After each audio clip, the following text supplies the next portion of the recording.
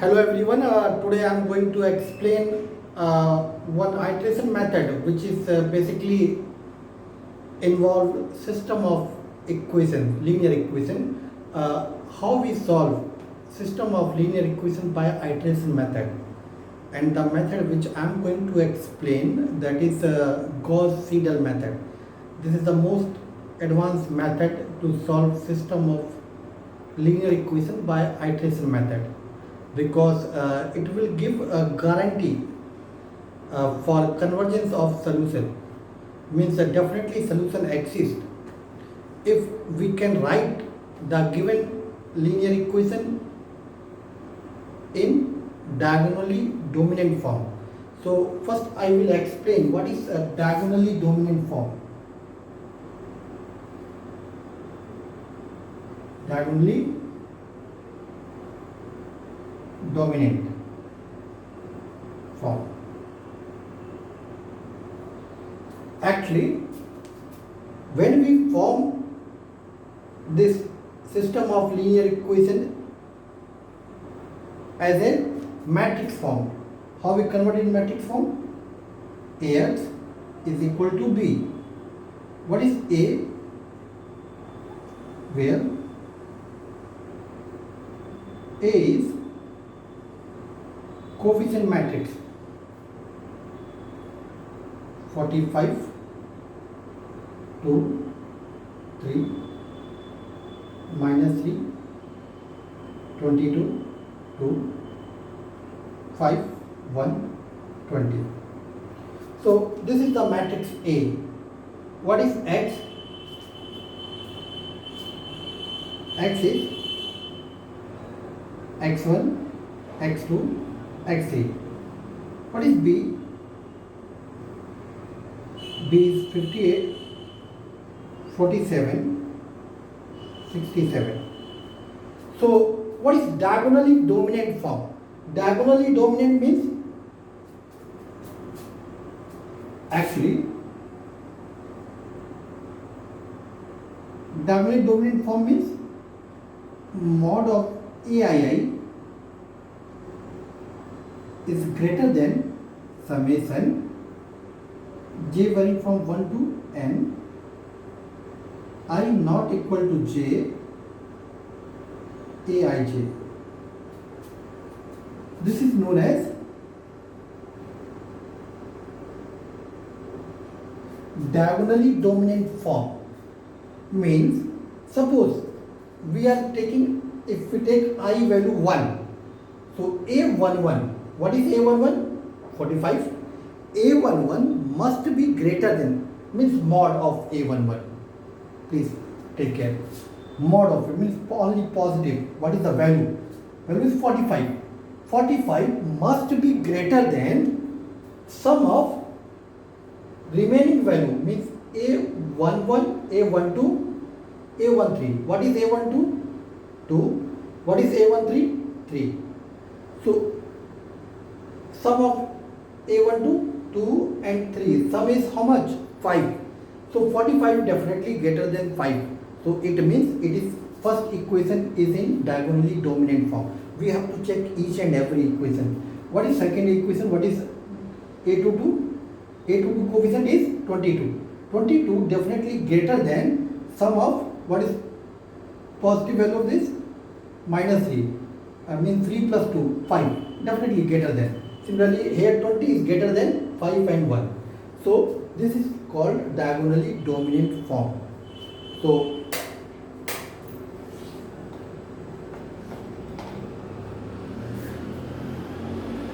I think now you understand what is diagonally dominant form.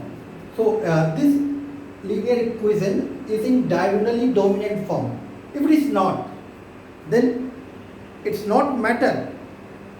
No one can say solution will not exist. No, solution may be exist. But because this is diagonally dominant form is a sufficient condition for convergence of iteration method. Any iteration method for system of equation will converge if it satisfies which one? Diagonally dominant form condition. And this is called sufficient condition, not necessary. It means if it is not diagonally dominant form, maybe or may not be solution will converge. Here solution converge means it will get repeated value, or we can get the required value, whatever value will come of x1, x2, x3 after some iteration. It is less than, means difference of two iteration less than whatever error we fixed. Suppose we fix 0.005, so it is less than 0.005 difference of two iteration values, means x13 minus x12, means third iteration value of x1 and second iteration values of x1. If difference is less than that, it means that is our answer. So now I think you understand what is diagonally dominant form. We will do one question where it is not in diagonally dominant form, but this question here already it is in diagonally dominant form. Now I am going to explain the procedure. What is the procedure for Gauss-Seidel method? So procedure is very simple. First of all, first write the given system in diagonally dominant form, which is already given. So first step over. So always first step is write the given system in diagonally dominant form. Once you written, suppose this is equation number 1, this is 2 and this is 3. So from 1, calculate x1 value. What is x1 value? Take others that side. So 58 minus 2x2 minus 3x3 divided by 45. What is x2? x2 is, from second calculate x2. What is second? 47 plus 3x1 minus 2x3 divided by 22. And what is x3? x3 you calculate from third equation. What is that? 67 minus 5x1 minus x by 20. 4, 5, 6. So hope you understand up to this. Your first step is write the given system in diagonally dominant form, and second step is from first equation calculate x1, from second equation calculate x2, from third equation calculate x3. Once you calculated all these values, correct? Take initial approximation. Take initial approximation. What is initial approximation? Either they will give or you have to take. So here it's not given, so we will take x1 first iteration value 0, x2 first iteration value 0, x3 first iteration value 0. So already they will give in quotient, or you have to take. Once if you have to take, then take 0, 0, 0 always. Now please see carefully. From first equation, because x1 first iteration, initial iteration we are saying, we have calculated. So put input from fourth. We get x1 second. How? Just put values of x2 and x3. What is the value first iteration? 0, 0. So just put 0, 0 here. So 58 upon 45. From 5 you get x2. x2 1 already we have taken. Now this is very important. Always in Gauss-Seidel, always we have to choose improved value in every step. What is mean improved value? See, for x1, previously we have taken 0. Now we improved, and what is the value? x12 is 58 by 45. That value we have to choose. Always choose whatever improved value you have. So what is x2? 47 plus 3. For x1 we have improved value. What is improved value? 58 by 45 minus, for x3 we don't have improved value, so just we put previous whatever last value we have, that is 0 by 22. Whatever we comes, we calculate from 6.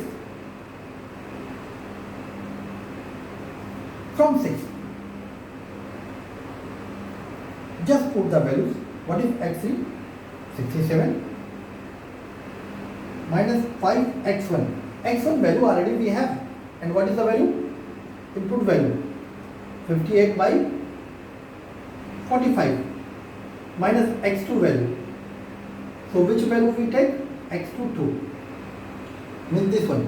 We are not going to take x2 1 0, because we have improved value, which is this one. Whatever will come, we will write here upon 22.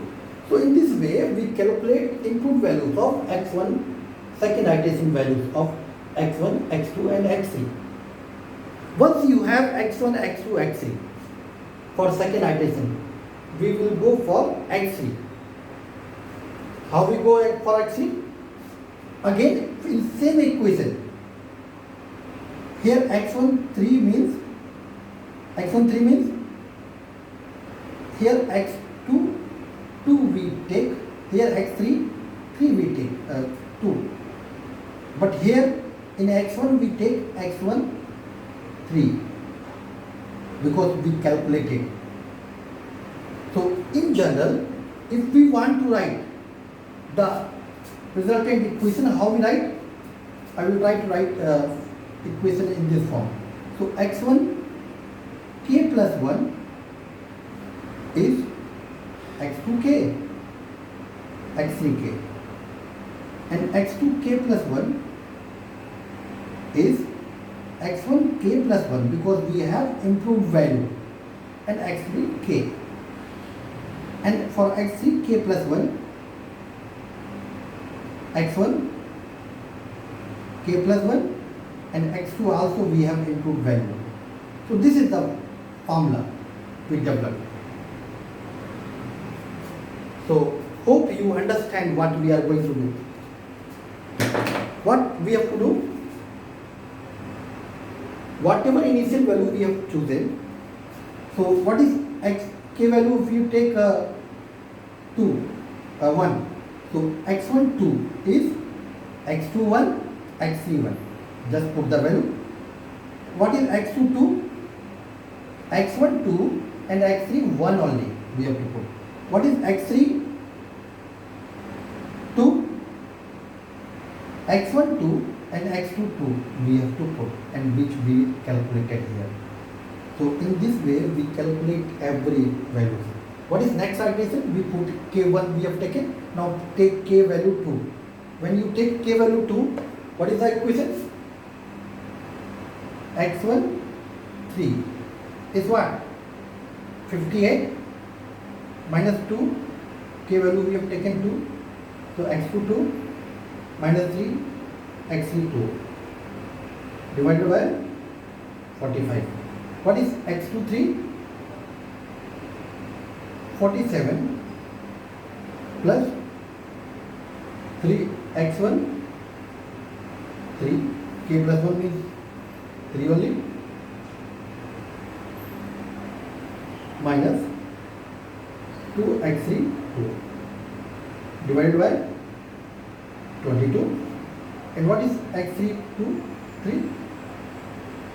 67 minus 5 x1 3 minus 2 minus x2 3 divided by 20.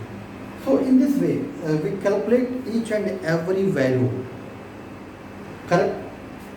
Then we go for fourth iteration, we calculate for maximum. You have to go up to fourth iteration, not more than that type question someone asked, because it's a lengthy process.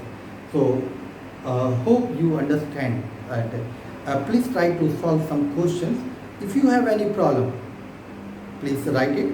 I will do in our next lecture. In next lecture, I will write one linear equation which is not in diagonally dominant form. So how we write, and then we will do the question. Okay, thank you.